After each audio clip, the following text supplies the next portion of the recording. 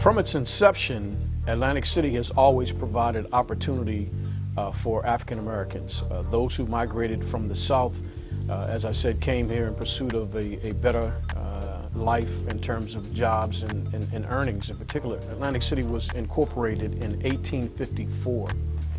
At that time, amongst its residency was a significant percentage of African Americans who came primarily from the South in pursuit of jobs and better opportunities.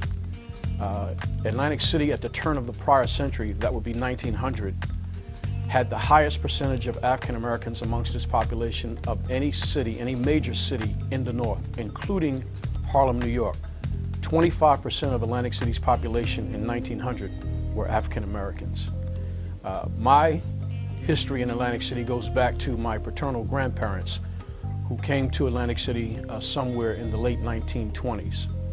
My grandfather would enter the trucking business as well, and by the 1940s had a fleet of 3 trucks and 5 people on his payroll. Not bad for a guy who never went to school a day in his life. I got my stripes, if you will, at the age of 11 years old, working with my grandfather on his trash truck. And there I learned the true meaning of work and work ethic. The one thing that I remember about Atlantic City in the 60s, which is when I started to grow up, is that we had just came through segregation. Atlantic City was racially segregated up until 1957.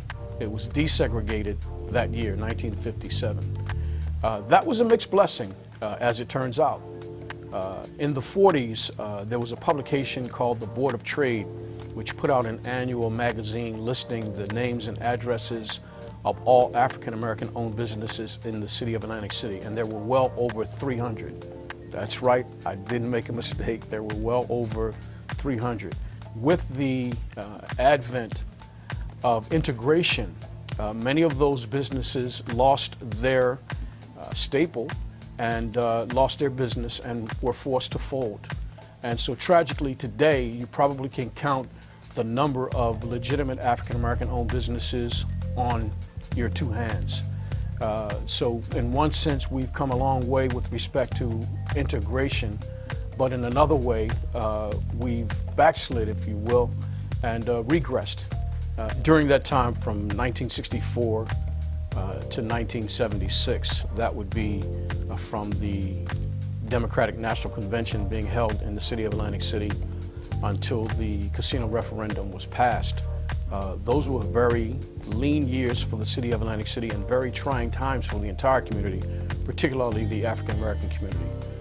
For me, that was during an era where Vietnam was raging, and because our economy had been so decimated, there were really no options. Graduating from high school, there were no jobs available, and almost, the only option was either the street or the military. Collectively, it was a very trying time for people my age, particularly the African American community during that time. One of the staples of Atlantic City, particularly insofar as the African American community is concerned, would be the entertainment district, affectionately referred to as KY and the Curb. I don't know how it got that name, but it certainly is one that has endured and been endearing down through the years. In the 60s, when I was a teenager and just started hanging out, we used to just go downtown to KY and the Curb and just hang out on the corners and watch the celebrities literally walk right past us. It was like pageantry every weekend, and it was just a place to go to be entertained and to be seen. And so for those of us who had the fortunate luck to have been exposed to that kind of celebrity is very endearing and something that I treasure and will never forget. And I wish that we could get back to those days. I happened to, at the age of 18, 19, and 20, I worked at the Club Harlem, bussing tables and washing glasses. And I still say to this day, that's the best job I ever had, including being the mayor.